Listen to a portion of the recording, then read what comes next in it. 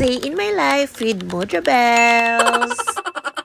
Today's video nga, nakagrab tayo at sasamahan natin gumala ang mother. Fairness naman dito sa nasakyan naming grab, kumpleto, blower, trash can, alcohol, and tea. Nice. So anyways, eto na naman me, very smooth ang filter. Kasamahan lang naman nating magpasalon si mother dahil naisipan niya nang magpariban. Dito lang yan kay Leo Revita, dito lang yan sa May Angeles City, Pampanga. Ay, kinapos pa nga sa hininga. Familiar kayo sa dating Ay Miguel? Dating nakapwesto dito ay yung Ay Miguel, bilihan ng pangkulay ng buhok. Kung familiar kayo. Ngayon nga, kinuha na siya ni Leo Revita na branch niya dito sa Pampanga. Nung branch niya pa lang to dahil usually sa Davao, Cebu sila nakabranch. Gulat lang ako kasi every time nagagawi kami dito ay ang daming nagpapasalon, ang liwanag ng ilaw. Plus, makikita mo talaga na ang daming tao. So, niyaya ko dito si mother and sakto naman ay mura lang. Maliban sa mura, promise, mababait po ang mga staff. Ela magbusi. Ela makwento. Ela naman mareklamo. Kaya pala napakadaming tao dito kasi kakaumpisa pa lang nila and yung service nila bongga. Plus, yung manager nila dito at ang may-ari ay iisa lang. Yung nag-branch out si ate na nag-aayos mismo ng buhok ni mother. Paka hands-on, hindi bossy at lalong siya yung gumagawa mismo sa mga customers. Super duper ever marerecommend ko to sa inyo dahil bukod sa affordable siya, guys, affordable talaga. Mababait ang mga staff, malinis ang lugar kasi bago pa lang. Yan na si madam, siya mismo ang may-ari, manager at siya mismo ang gumagawa. Napahawak niya sa staff niya pero siya din ang mamamlansya, mag-a-apply ng mga gamot. Ito na yung final look ni mother na gustuhan niya.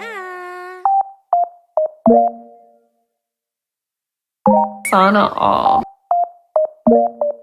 Kaya kung naghahanap kayo this Christmas, magpapa-ayos kayo ng buhok, itry nyo ang Leo Revita. Hindi ako mapapahiya sa inyo. Mababait sila. And ang sabi nila, babalik kami dito after 2 days dahil sila magbabanlaw sa hair ni mother. Plus, meron siyang keratin treatment.